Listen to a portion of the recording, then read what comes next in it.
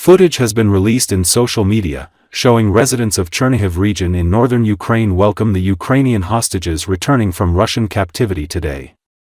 The video shared in X social media platform shows Ukrainians gathered along the road with Ukrainian flags waving at the prisoners of war who are being transported in vehicle, accompanied by police cars. Some residents have posters welcoming the Ukrainian hostages. Kiev and Moscow exchanged more prisoners on Monday as part of the agreement reached during Istanbul meeting last month.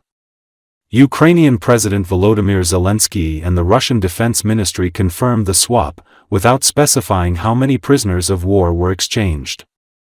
Among the returned Ukrainians are injured and seriously wounded soldiers, as well as those under 25, Zelensky said. The Ukrainian leader said the prisoner exchange process is quite complicated, there are many sensitive details, and negotiations continue virtually every day.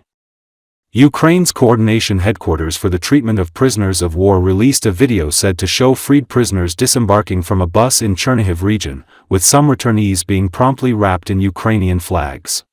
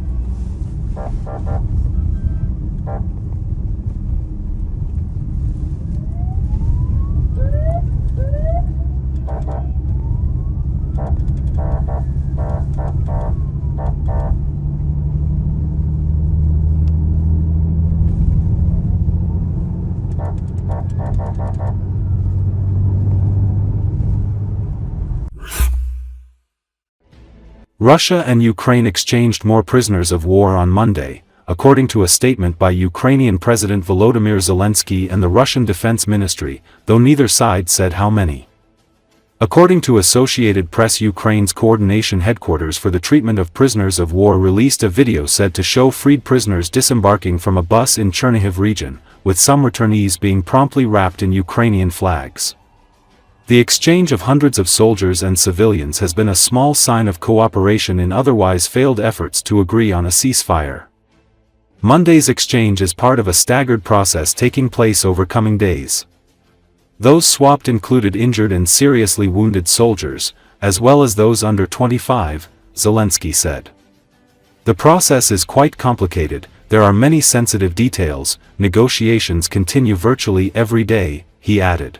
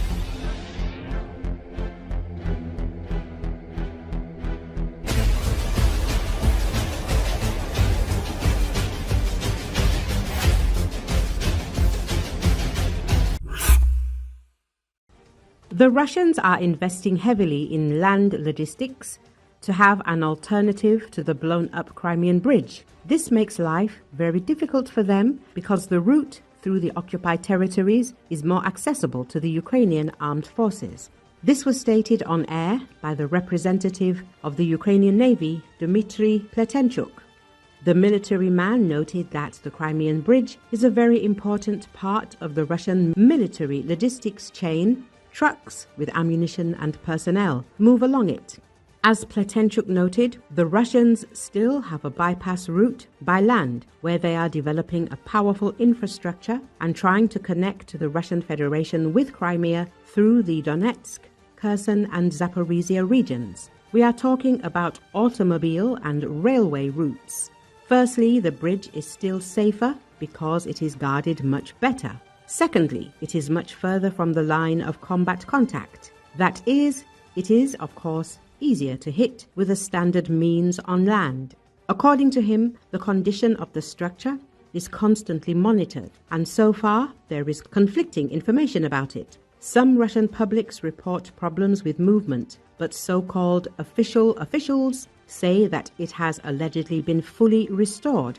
As Pletenchuk explained, the explosion did not make the desired impression on some people because it did not have the usual bright picture of other similar events, for example, with a huge column of flame and very powerful sounds. But it was underwater. Water does not compress. It is not air. And if a blast wave appears underwater, it transfers all its pressure. Therefore, they will definitely investigate the results of this explosion. And considering that this support is one of those that are located directly near the Kerch Strait, the consequences can be serious, the military man is sure. He explained that after the previous attack by the defense forces, the Russians allegedly restored the railway section of the Crimean bridge, but they cannot fully load it. The Navy representative emphasized the complexity of this operation, regardless of what was used during the explosion, since explosive devices were delivered there. According to him, there are two ways to the bridge. The first is by land, which is guarded by many different Russian structures, including border guards, the FSB, the Russian National Guard, the police and the military. The second way is underwater, which is also tightly protected by the occupiers. The Russians have been sinking some structures there for years so that nothing could get there unnoticed. There are also a bunch of observation posts, a coast guard, various sensors to reveal the underwater and surface situation. Therefore, both options seem somewhat fantastic, but nevertheless, the SBU did it. He added that even the fact that the Ukrainian Special Service made a video of the explosion, which was later made public, is admirable. Recall, Defense Forces of Ukraine have attacked the structure 3 times. On the 8th of October 2022, when an explosion caused the collapse of 2 road spans and a major fire on the railway section of the bridge, and on the 17th of July 2023, using naval drones when one of the road spans was destroyed. On June the 3rd, 2025, the SBU blew up the bridge underwater. Agents of the Special Service mined the supports of the overpass. According to official data, the underwater supports of the supports were damaged at the bottom level thanks to 1,100 kilograms of explosives in TNT equivalent.